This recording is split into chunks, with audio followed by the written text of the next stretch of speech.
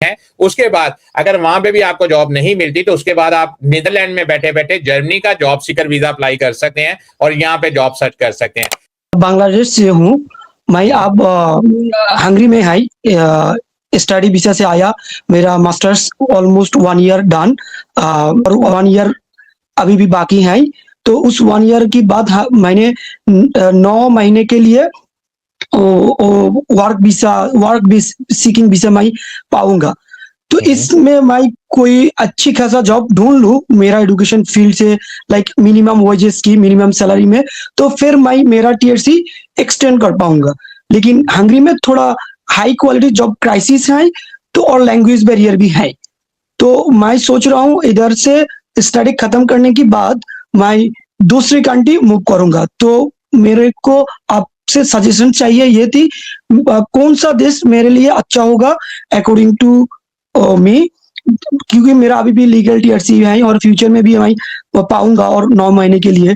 सो इसके बाद कौन सा देश इजीली मुझे लॉन्ग टर्म के लिए वीजा देगा और लॉन्ग टर्म के लिए पीआर और पासपोर्ट देगा?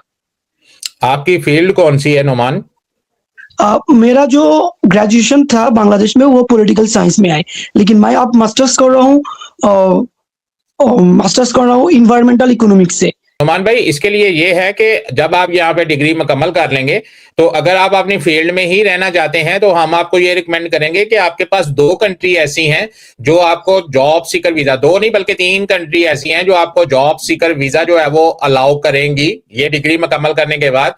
पहली जो कंट्री है वो आपको स्वीडन जो है वो 9 महीने तक जॉब सीकर वीजा जो है वो आपको अलाउ कर सकती है। अगर आप वहां पे जॉब सीकिंग के लिए अप्लाई करते हैं, फ्री ऑफ कास्ट 9 महीने का वो आपको वीजा देगी, आप वहां पे जा सकते हैं। सिर्फ वीजा की फीस आपने जमा करवानी है, तो आप 9 महीने वहां पे रह के अपनी फील्ड में जॉब सर्च कर सकते हैं। फर्ज करें आप 9 महीने के लिए वहां पे गए हैं, आपको अपनी फील्ड में जॉब नहीं मिला, तो आप जो है वो स्वीडन में बैठे बैठे दोबारा से जो है वो नीदरलैंड का ओरिएंटेशन वीजा अप्लाई कर सकते हैं।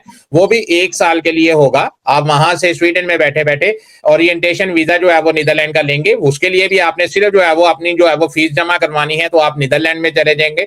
वहां पे जाके 1 साल जो है वो आप अपनी जो है वो जॉब तलाश कर सकते हैं। उसके बाद अगर वहां पे भी आपको जॉब नहीं मिलती तो उसके बाद आप नीदरलैंड में बैठे बैठे जर्मनी का जॉब सीकर वीजा अप्लाई कर सकते हैं और यहाँ पे जॉब सर्च कर सकते हैं।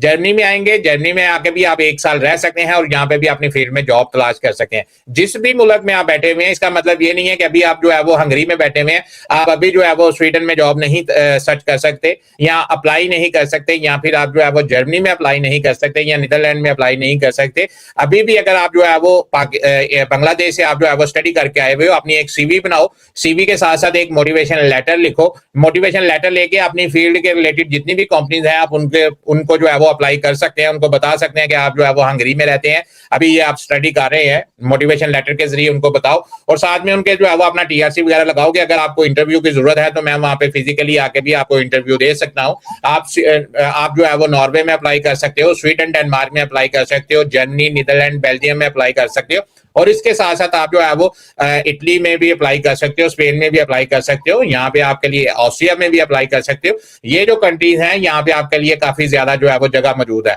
स्टडी मुकम्मल करो, स्टडी मुकम्मल करने के बाद पहले जो है वो कोशिश करो आपको जो है वो हंगरी में कोई काम मिल जाए। अगर मिल जाता है तो ठीक है, अगर नहीं मिलता तो साथ साथ जो जितनी भी बड़ी कंट्री है वहां पे अप्लाई करो, इंशाल्लाह कोई ना कोई आपके लिए जगह बन जाएगी।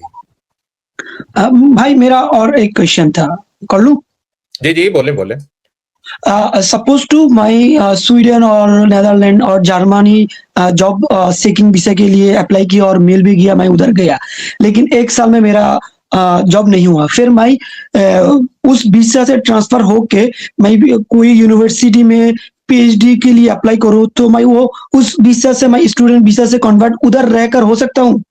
जी बिल्कुल। देखें नुमान भाई, अगर आप जो है वो फर्ज करें नीदरलैंड में हैं तो पीआईडी के लिए अगर आप जर्मनी में अप्लाई करते हैं तो बिल्कुल आप नीदरलैंड से जर्मनी का वीजा लगवाएंगे और जर्मनी में आ जाएंगे। लेकिन अगर आप स्वीडन में हैं और नीदरलैंड में जाना चाहते हैं तो आपको स्वीडन में बैठे हुए नीदरलैंड में पीआईडी अप्लाई करनी पड़ेगी और जब आपको वहां से जॉब ऑफर पीआईडी की ऑफर आ जाएगी, वो डॉक्यूमेंट लगा के आपने स्वीडन में जो एम्बेसी है वहां पे जो है वो आप वीजा लगवाएंगे, फिर नीदरलैंड में जाएंगे। लेकिन ये पॉसिबल नहीं है कि आप ओरिएंटेशन वीजे पे जो है वो नीदरलैंड में जाएं, वहां पे आप जो है वो ओरिएंटेशन वीजे पे और वहीं पे बैठे बैठे आप कहेंगे भी मैंने इसको जो है वो पीआईडी में कन्वर्ट करवाना है, वो आपके लिए मुश्किल हो जाएगा। इसी तरह जर्मनी में भी नहीं होता, इसी तरह जो है वो स्वीडन में भी नहीं होता। आपने इस तरह से इस सारे सिस्टम को प्लान करना है कि आप जो है वो दूसरी कंट्री में बैठ के आप जो है वो पीआईडी के लिए जर्मनी में अप्लाई करना है तो आप हंगरी से कर सकते हैं, आप जो है वो स्वीडन से कर सकते हैं, आप नीदरलैंड से कर सकते हैं, लेकिन जर्मनी में बैठे हुए भी आप कर सकते हैं। लेकिन ये डिपेंड करता है उस ऑफिस के ऊपर, जिस इलाके में आप रहते हैं वो इलाका अगर आपको